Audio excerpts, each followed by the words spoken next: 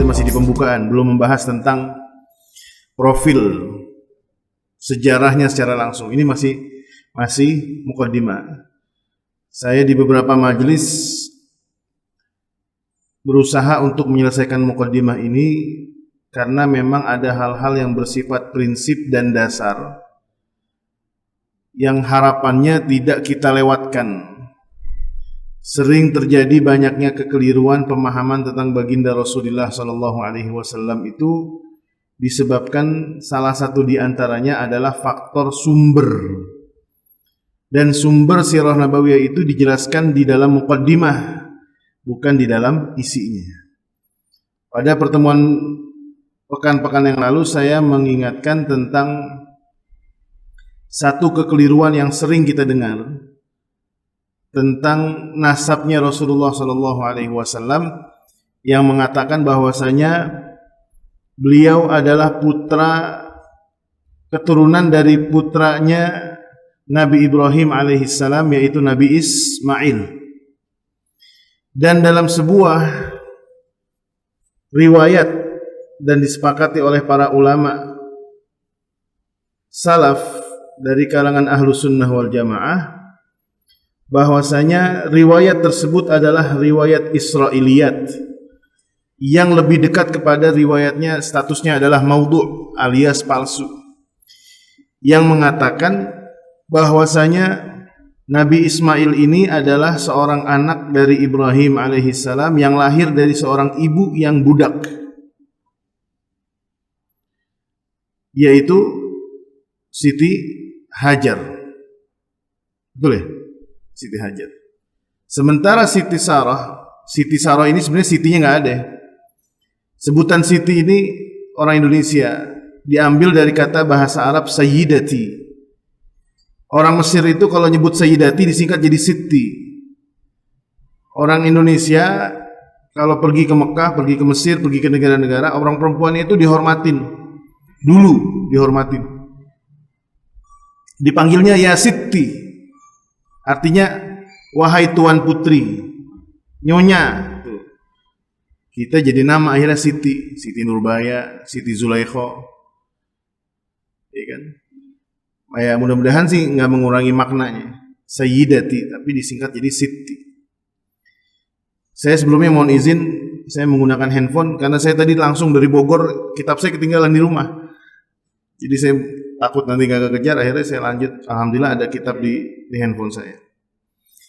Kembali kepada tadi, itu salah satu di antara contohnya adalah mereka menghembuskan riwayat palsu yang mengatakan bahwasanya Nabi Ismail itu adalah lahir dari seorang rahim ibu yang budak.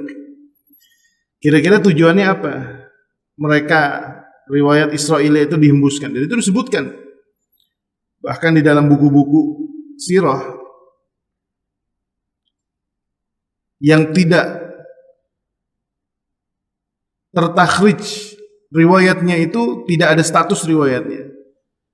Itu hanya mencantumkan saja.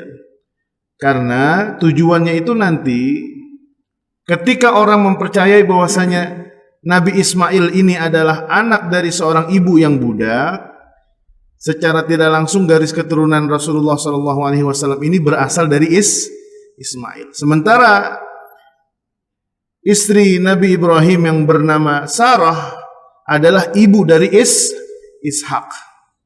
Dan Ishak adalah garis keturunannya di bawah, yaitu Yahudi, bangsa Yahudi. Yang kemudian nanti tujuan mereka adalah mengatakan bahwasanya ana khairum minkum. Saya lebih baik daripada kalian. Kami lebih baik dari kalian. Kalian adalah garis keturunan dari budak. Dan ini riwayatnya batil, palsu, tidak dibenarkan. Dan itulah pentingnya kenapa kita membaca setiap muqaddimah sirah nabawiyah atau setiap buku manapun.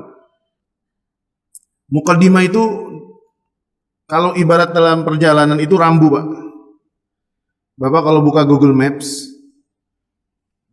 tuh Bapak misalnya mau pergi kemana? Mau pergi ke daerah misalnya Pulau Gadung. Sebenarnya nggak perlu pakai map sepanjang jalan, bisa. Cara gimana? Ketika udah keluar jalurnya, estimasi waktunya kelihatan, misalnya 1 jam 20 menit misalnya. Itu ada pilihan namanya rute, kan keluar tuh rute. lurus 200 meter belok kanan, ntar lurus lagi ada perempatan ambil kiri. Itu kan sebenarnya rambu-rambu. Nah, itulah muqaddimah. Tujuannya agar kita membaca buku tersebut atau satu ilmu manapun dengan penuh kehati-hatian dan penuh dengan kesadaran.